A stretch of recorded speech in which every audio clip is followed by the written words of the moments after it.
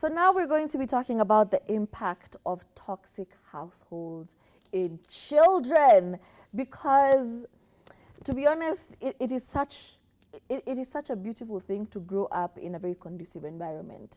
And unfortunately, not everyone gets that. Not everybody is afforded that privilege. Not everyone gets to grow up in a household with emotionally mature parents. Not everybody gets to grow up in a household with parents even. Some people grow up in very toxic situations where you see abuse every single day, where you see trauma or trauma is impacted on you every living moment. And as you grow into an adult or even as a child, this affects you in very, very profound ways. And I think a big indicator of a person who grew up in a very dysfunctional environment is usually people who just don't understand boundaries. And this is because none has ever been enforced and they've never experienced the consequence of a bad action. So they are constantly testing boundaries, constantly trying to see how far they can go with you, because if we're being honest, they don't know anything else. But that as a child can be fixed because there are ways you can reinforce boundaries. There are ways you can say, hey, that is not right. Learn to do better. And also as an adult, you get to know right from wrong. But still the influence you had when you were younger influences you when you're an adult. You'll know you're doing a bad thing, but it worked for somebody in your past, so it should work for you. And you continue said behavior. Even when you're in the back of your mind, I should not be doing this. I should not be testing boundaries. I should understand that there are consequences to my actions. I should be accountable for the things I'm doing. But yeah, the places you are brought up in kind of dictate the decisions, a lot of the decisions that you make. Yeah, true. Oftentimes, repetition does breed a lot of normalization. So it is very, very true that that can be an issue. However, it's also important that we understand that children may not necessarily show these habits immediately when they start their lives, or even when they're very, very young. You might not notice this, but like later on, it becomes very, very difficult to like deny these facts. And I know we speak about this on the show many times when we say that some of the habits that we have, some of the habits that I have with regard to, like, let's say money, for example, with regards to relationships and how I treat my relationship, all these things, do you see a lot of influence based on how you grew up? You know, if your parents were not good for each other, if they were kind of living for the children, or in this relationship to keep the children or to be good parents to children, but there's no love between them, these things will manifest later on as you grow up and as you are also getting in relationships. We've seen people whose parents divorced, either they decide that they have these they don't want to be in a relationship at all. They don't want to be with anyone in a committed relationship, or the complete opposite, which is they become really, really affected by abandonment issues. You start to find that people cling on to the relationship so hard because they don't want to relive the trauma of what they lived, which was their parents separating. All these different forms of trauma and toxicity in relationships within a marriage or within a parenthood do end up manifesting in children in different extremes. It's very rare that you find that someone has gone through like a lot and they're just okay. You find that a lot of children end up having, like Turi keeps mentioning on the show, that you end up becoming very emotionally intelligent very early. Like you're very emotionally mature really, really early, which is not something that you need to do. A kid needs to be a kid. Yes, now as an adult, it does help you. But like when you were growing up, it does lead a lot of decisions and ways in which you do life that may not be the most productive,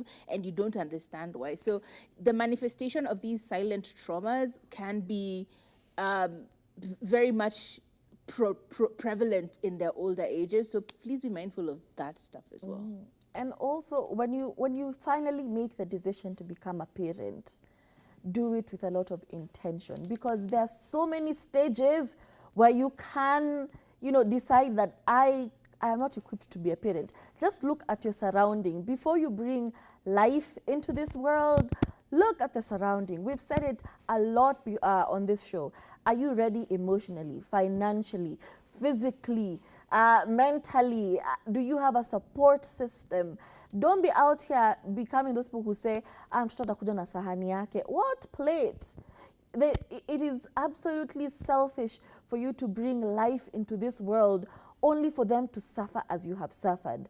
Or those people who have children and they see them going through difficult times, and instead of helping your child is clearly going through something. You're like, even me, I suffered and I overcame. Character. You know, even me, no, absolutely not.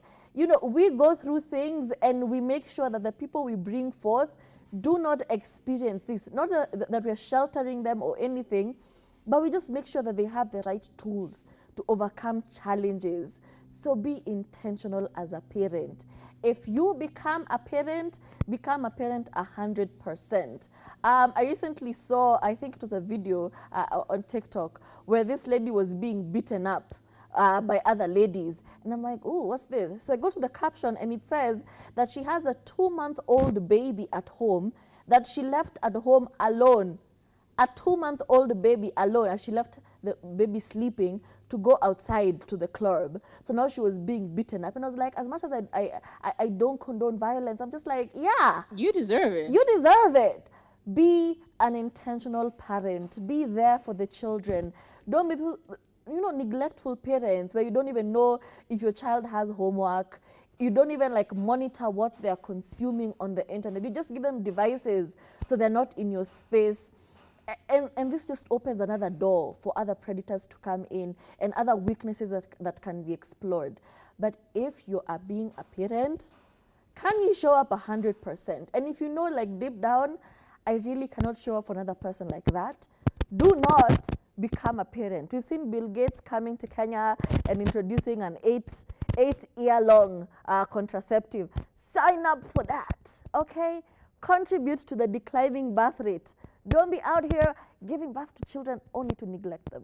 Yeah, but there's also that extreme opposite of a parent who's overly available and overly in your child's life. You are just creating also an issue with boundaries. This kid will never be able to understand boundaries because you give them no chance to create their own boundaries.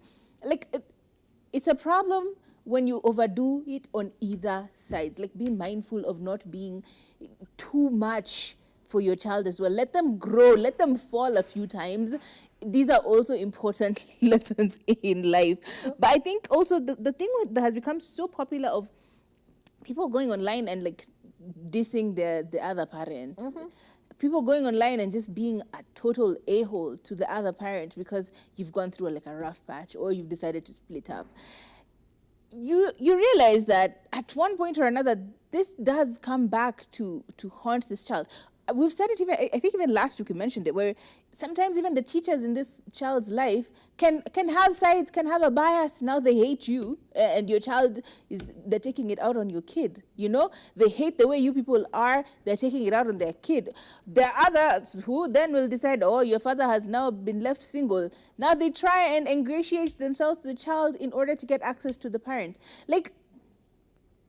I think people often surface level look at it and you're like, yeah, you shouldn't do it or whatever. But really, really think about the impact of this to your child. People know your child is now vulnerable, right? Your kid is vulnerable and predators show up from everywhere, okay? Some people will be they know you're going through a lot, so they will try and befriend your child and be that person who they talk to, that safe space for them, which adults should never do. But because you're so keen and you're so hell-bent on fighting your partner online, you don't even notice these things are happening to your kid. The kid is being groomed and you have no idea simply because your focus is somewhere else. Again, you need to look at it from a multifaceted perspective. Otherwise, it can get lost on you, the impact of having public disputes with your partner online. Okay? Mm-hmm. Don't forget, kids will see this. Their parents will talk about it. Children always reflect what their parents think, what their parents are saying. Oh, my dad said, Kwanza, your mom is a foko jembe. She a hoe. So now you are over there having to fight children who are calling your mom a foko jembe, and there's nothing you've done as a kid. Your parents are just fighting online. Your parents are exchanging nudes online and showcasing, uniting Kenyans and stuff. at the cost of your child. Please, please, please. Mm-mm. It's not cute. It's not giving what you think it's giving. Just know that. Yeah. So essentially, what we're saying is you are the last line of defense when it You comes really to your are. child.